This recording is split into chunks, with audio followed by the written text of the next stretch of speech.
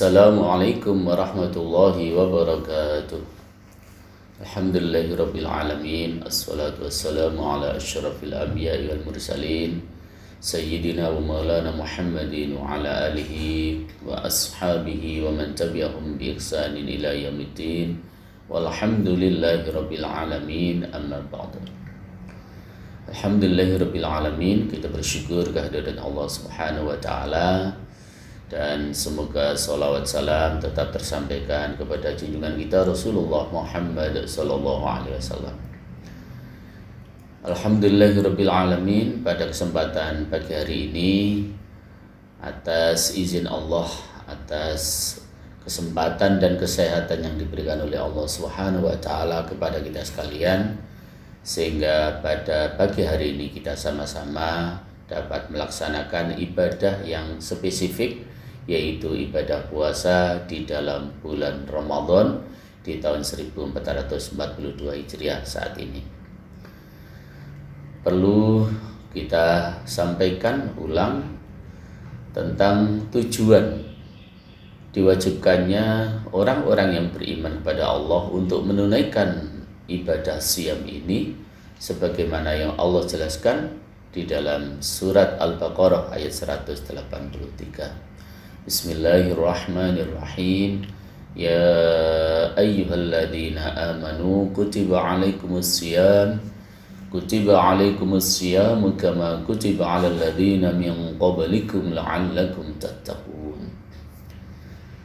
Jadi dalam ayat ini begitu jelas bahwa tujuan Allah mewajibkan kita untuk berpuasa adalah la'allakum tattaqun, agar kita menjadi hamba-hamba yang bertakwa kepadanya, hamba-hamba yang bertakwa kepada Allah Subhanahu wa ta'ala.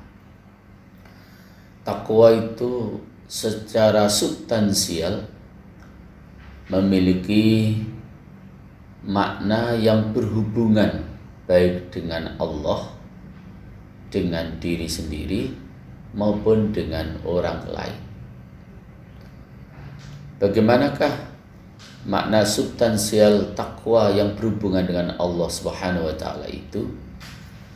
Sebuah hadis yang disampaikan oleh Rasulullah sallallahu alaihi wasallam yang menjadi sebuah ilustrasi dan menjadi sebuah realisasi daripada nilai-nilai takwa kita yang berhubungan dengan Allah. Hadis yang disampaikan oleh Mu'adz bin Jabal. Satu hari Rasulullah sallallahu alaihi wasallam pernah bertanya kepada sahabat Mu'adz bin Jabal, "Ya Mu'adz, atadri ma haqqullahi 'alal ibad wa mal haqqul 'ibad 'ala Allah?" Qala, "Allahu wa rasuluhu a'lam." Qala, "Haqqullahi 'alal ibad ay ya'budu wa la yusyriku bih, wa haqqul 'ibad 'ala Allah alla yu'adziba bihi syai'a." Wahai Mu'adz, apakah kamu tahu apakah hak Allah terhadap hambanya dan hak hamba terhadap Allah? Sahabat Mu'adz bin Jabal menjawab, Allah dan Rasulnya yang lebih mengetahui. Lalu Rasulullah menjelaskan, hak Allah terhadap hambanya adalah agar hamba itu beribadah kepadanya dan tidak berbuat syirik kepadanya. Sementara hak hamba terhadap Allah adalah bahwa Allah itu tidak akan menyiksa hamba tersebut karena sesuatu sebab.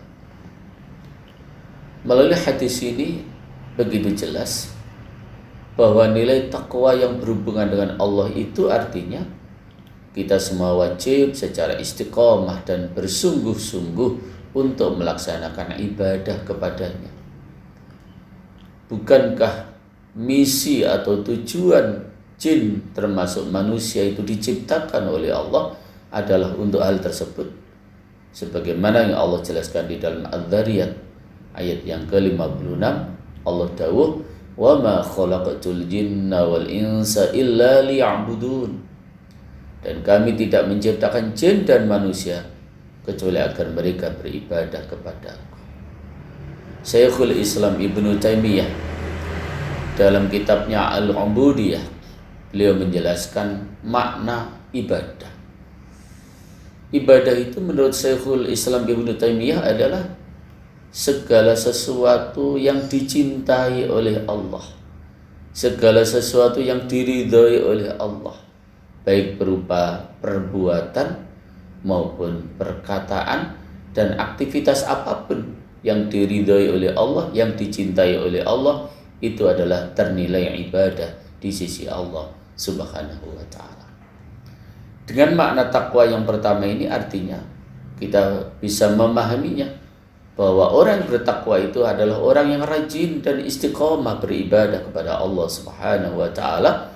Termasuk pada bulan Ramadan ini kita wajib melaksanakan ibadah siam, ibadah puasa selama 1 bulan Ramadan. Makna takwa yang kedua yang berhubungan dengan diri sendiri. Allah Subhanahu wa ta'ala telah memperingatkan kepada kita sekalian di dalam surat At-Tahrim dengan sebuah firman-Nya, ya ayyuhalladzina amanu qu anfusakum wa ahlikum nar. Wahai orang-orang yang beriman, jagalah dirimu dan keluargamu dari siksa api neraka. Jadi Allah Subhanahu wa ta'ala telah memperingatkan kepada kita sekalian agar kita mampu menjaga diri kita dan juga keluarga kita dari siksa api neraka. Lalu apa yang dapat kita lakukan agar kita terhindar dari api neraka tersebut, siksa api neraka tersebut? Nanti akan kita jelaskan. Oleh karena itu, bukan hanya Allah mewanti-wanti kita agar kita terhindar dari siksa api neraka, tetapi selama kita masih hidup di dunia ini juga Allah telah mengingatkan kita di dalam Al-Baqarah ayat 195 yang berbunyi ayat tersebut, wala tulqu biaidikum ila tahlukah, dan janganlah kalian semua menghancurkan diri kalian ke dalam kebinasaan. Nah, apa yang menyebabkan dalam hidup ini kita menjadi hancur, menjadi hina, menjadi rendah? Jawabannya adalah ketika kita selalu berbuat maksiat kepada Allah Subhanahu wa ta'ala. Itulah yang menyebabkan hidup ini menjadi hancur, hidup ini menjadi hina, hidup ini menjadi rendah, karena kita selalu berbuat kemaksiatan, kemungkaran, kedzaliman selama hidup ini. Dan itu pula artinya bahwa orang yang bertakwa itu di samping harus menjalankan ibadah dengan istiqomah, juga harus mampu menjaga diri. Tiga adalah hubungan takwa dengan orang lain, yaitu bahwa kita harus saling hormat menghormati, saling ta'awun, saling tolong menolong, saling tarahum, saling asah-asih di antara kita. Oleh karena itu yang diperintahkan oleh Rasulullah adalah khairun nas anfa'uhum linnas. Sebaik-baik manusia itu adalah manusia yang mampu memberikan manfaat kepada orang lain. Jadi orang yang bertakwa itu dapat kita simpulkan orang yang sangat baik dengan Allah dengan cara beribadah kepada Allah. Orang yang sangat baik terhadap diri sendiri dengan cara menjaga dirinya tidak melakukan maksiat, dan orang yang sangat baik dengan orang lain dengan cara melakukan hubungan horizontal, interaksi sosial dengan sebaik-baiknya. Kalau itu yang dapat kita raih, berarti nilai puasa kita betul-betul diterima oleh Allah Subhanahu wa ta'ala. Semoga bermanfaat. Akhirul kalam, wassalamualaikum warahmatullahi wabarakatuh.